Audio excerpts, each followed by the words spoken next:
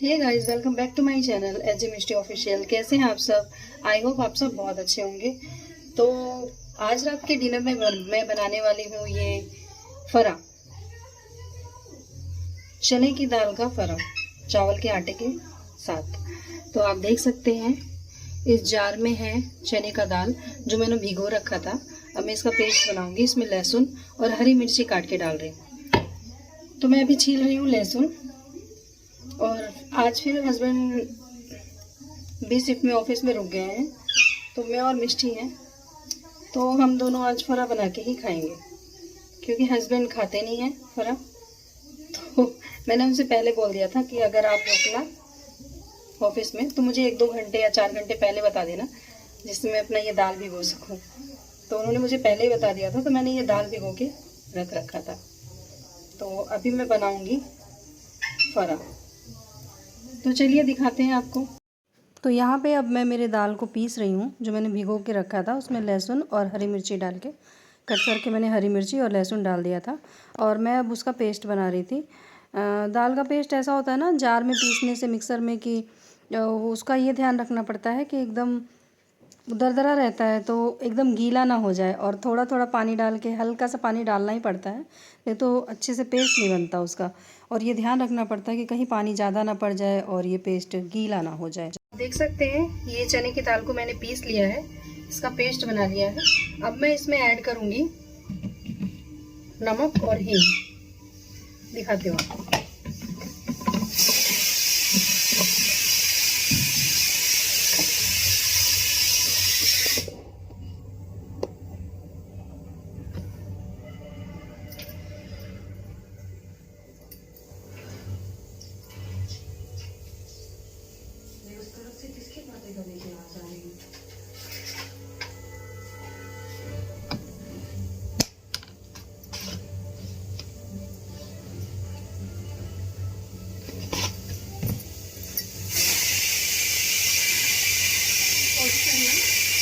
और थोड़ा सा नमक। उसके बाद इसमें ऐड करेंगे थोड़ा सा हल्दी।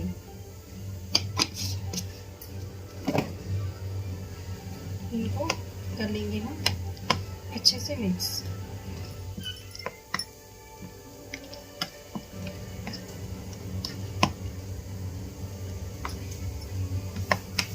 ये हमारा जो फरा है ना, ये ऐसे भाप से भी खा सकते हैं,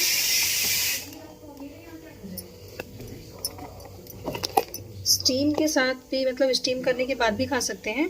और जब मॉर्निंग में बच जाता है ना, तो फिर इसको जीरे का और हरी मिर्ची का, तड़के में आपको जो भी डालना है, स्पाइसी बनाना है तो आप चाट मसाला और लाल मिर्ची पाउडर या काली मिर्च पाउडर, मैगी मसाला, कुछ भी ऐड करके इसको फ्राई करके खा सकते हैं। बहुत ही टेस्टी लगता है। मुझे वैसे स्टीम वाला भी अच्छा लगता है और फ्राई करके भी अच्छा लगता है, तो इसलिए मैं थोड़ा ज़्यादा ही बनाती हूँ क्योंकि हस्बैंड फ्राई वाला ही खाते हैं, ऐसे भाप वाला वो खाते नहीं है। तो इतने टाइम मैं और मिष्टी खा लेते हैं और सुबह जो फ्राई करती हूँ वो पतिदेव खा लेते हैं। वैसे मैं मोटी बहुत हो रही हूँ, लेकिन कोई बात नहीं है। पता नहीं कुछ बीमारी हो रही है, कुछ प्रॉब्लम हो रही है, कुछ बोल रही है या पता नहीं। वैसे मुझे कुछ दिन पहले बहुत सारी प्रॉब्लम हो गई थी, मतलब बहुत सारी क्या, मेरा टंग जो है, जीभ, अब देख सकते हैं आप, काला काला सा दिख रहा है। तो मैंने ऐसे हस्बैंड से मजाक मजाक में बोला कि मैं काली जबान हो रही हूँ क्या? तो बोले कि काली जबान होता है वो अचानक ही थोड़ी ना हो जाता है, उसका तो बचपन से ही रहता होगा। तो फिर मैंने यहाँ पे अपने डिस्पेंसरी में डॉक्टर को दिखाया, तो उन्होंने बोला कि तुम्हें सांस की प्रॉब्लम है, तो हो सकता है ऑक्सीजन की कमी हो रही हो बॉडी में, तो एक बार तुम अपने चेस्ट वाले डॉक्टर से कंसल्ट कर लो। तो इन्होंने कंसल्ट किया था डॉक्टर से, जो दिल्ली में जहाँ पे मेरा ट्रीटमेंट चल रहा था, वहाँ पे कंसल्ट किया था डॉक्टर से। तो उन्होंने कुछ टेस्ट बताए थे, तो फिर इन्होंने टेस्ट करवाए थे कुछ, तो लंग इन्फेक्शन थोड़ा सा और विटामिन B12 की कमी बताई थी और हीमोग्लोबिन भी कम बताया था। मतलब खामियों का भंडार, कमियों का भंडार। तो उस चक्कर में मुझे छाले, और पता है आपको कि मेरे यहाँ ऊपर होठ के अंदर ना ऐसे काले काले से मार्क हो रहे हैं छाले के। तो मैंने कभी देखा नहीं था, मुझे लगा था कि मतलब छाले हो रहे होंगे इसलिए खाने पे तीखा लग रहा है, तो मैंने कभी नोटिस नहीं किया इस चीज़ को। लेकिन फिर एक दिन अचानक से मतलब कुछ ज़्यादा ही तीखा लगने लगा मुझे, और सब्जी इतनी तीखी भी नहीं थी। तो फिर मैंने ऐसे ऊपर उठा के देखा तो वहाँ पूरा काला काला सा मार्क था। अब दिमाग एकदम से सटक गया कि ये निशान क्यों है, क्या है, इतनी बड़ी कोई प्रॉब्लम तो नहीं हो रही है। फिर मैंने डिस्पेंसरी में दिखाया, गूगल पे सर्च करना शुरू कर दिया कि ऐसे वैसे। गूगल पे सर्च मारा तो उसमें दिखा, मतलब बहुत सारी ऐसी चीज़ें जिससे दिमाग एकदम पागल हो गया कि कैंसर में होता है ऐसा, अजीब काली होती है, ये होता है, वो होता है। मेरा तो एकदम सोच के दिमाग ख़राब। इनको बताया, फिर इन्होंने जब टेस्ट करवाए थे, जब डॉक्टर ने जो टेस्ट बताए वो टेस्ट करवाए, तो उसमें विटामिन B12 की कमी बताई थी। तो मुझे प्रॉब्लम काफ़ी दिन से छाले की, और हाथ सुन्न हो जाना, पैर में बहुत ज़्यादा दर्द रहता था, और कभी कभी खड़ी होने पे चक्कर भी आता था। तो मुझे समझ में नहीं आता था कि इतनी सारी प्रॉब्लम हो क्यों रही है। अवॉइड करती थी कि चलो हो सकता है बीपी की प्रॉब्लम, कई बार हो जाता है, लो तो होता है। लेकिन जब सडन बहुत सारी चीज़ें एक साथ साथ होने लगी ना, तो फिर दिमाग बंद हो गया एकदम। तो प्रेजेंट टाइम में ये कंडीशन है, डॉक्टर ने मेडिसिन दी है, और इतनी ज़्यादा B12 कम है ना कि मुझे वीकली इंजेक्शन लग रहे हैं B12 के। तो आप लोग भी ध्यान रखिएगा, अगर ऐसा कोई लक्षण नज़र आता है, हाथ सुन्न होना, पैर में झुंझुनाहट होना, मुंह में छाले कंटिन्यू रहना, तो प्लीज़ एक बार अपने डॉक्टर को ज़रूर दिखाइएगा और उनसे सलाह लीजिएगा कि कहीं ऐसा तो नहीं कि आपके अंदर भी B12 की कमी तो नहीं हो रही है। अभी मैंने तैयार कर लिया है चावल का आटा गूंथकर, और अब मैं इस मिक्सचर में धनिया की पत्ती ऐड कर रही हूँ कट करके, और अब मैं बनाने जा रही हूँ परा और भंडारे वाली आलू टमाटर की सब्जी। तो दिखाती हूँ आप सभी को बना के।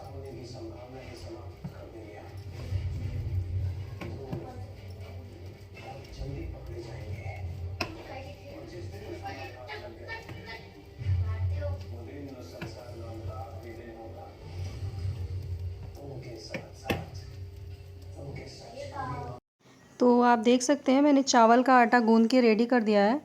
तो चावल के आटे को मैंने हल्के गुनगुने पानी से गूंदा था, जिससे सॉफ्ट रहे, वो थोड़ा बेलने में आसानी रहे, टूटे नहीं।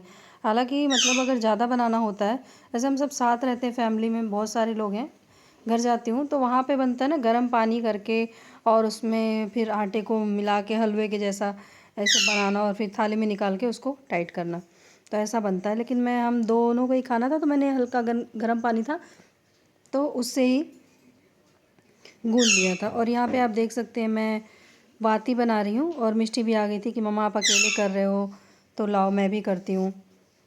लड़कियों का यही होता है ना कि माँ करती रहती है, थोड़ी सी बड़ी हो जाती हैं तो उनको हेल्प करनी ही होती है।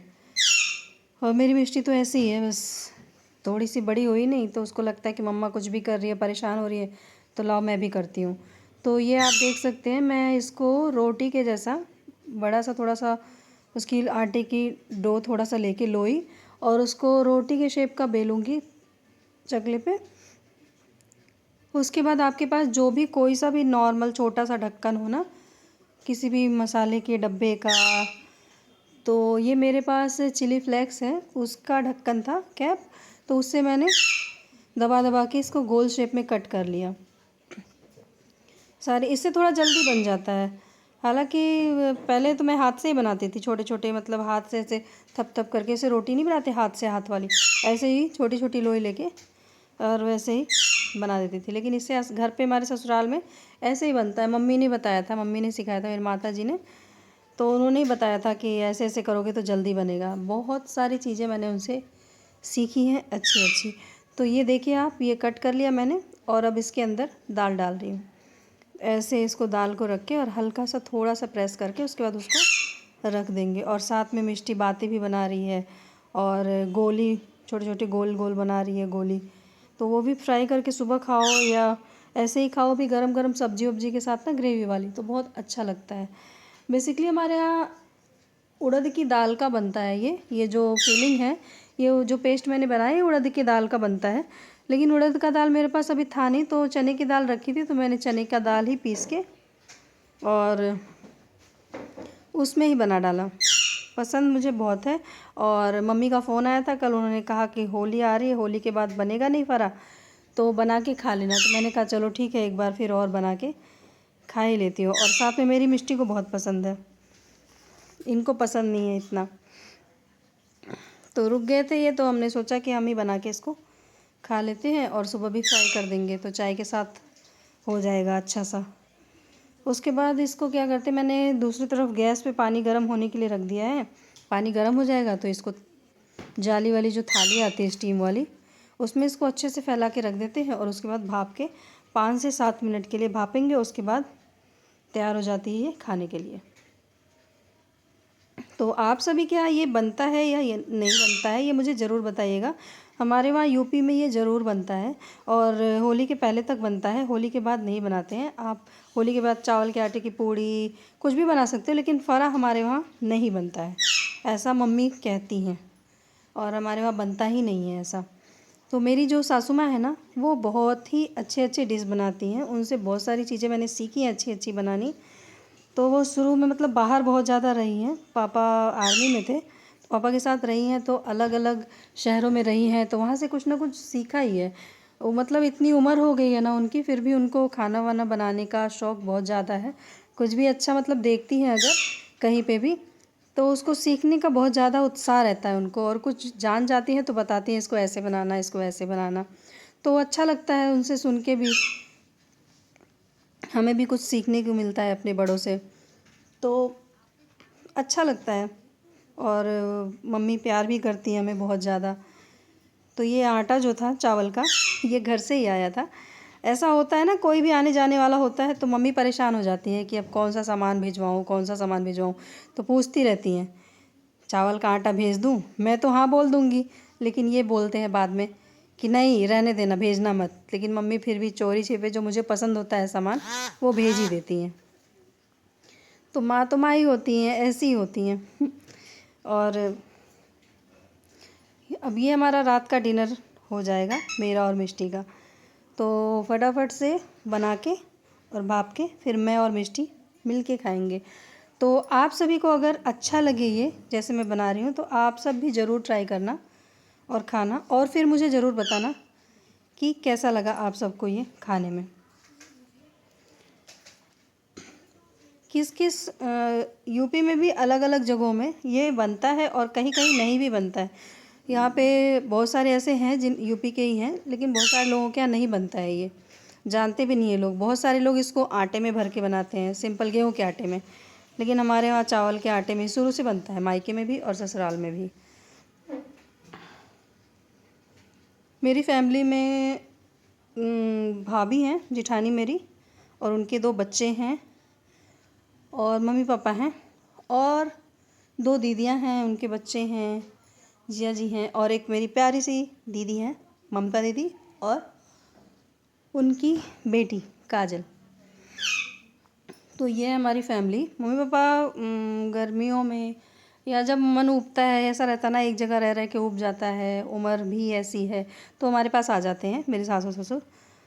और बाकी फिर छुट्टियां पड़ती हैं या कोई त्यौहार रहता है तो हम भी पहुंच लेते हैं घर।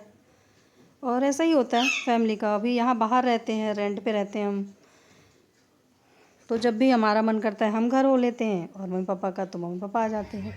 और आप देख सकते हैं ये फरे को मैंने जाली वाली थाली में रख दिया है, और अब मैं इसको भापूंगी 5 से 7 मिनट। जब स्टीम हो जाएगी ये,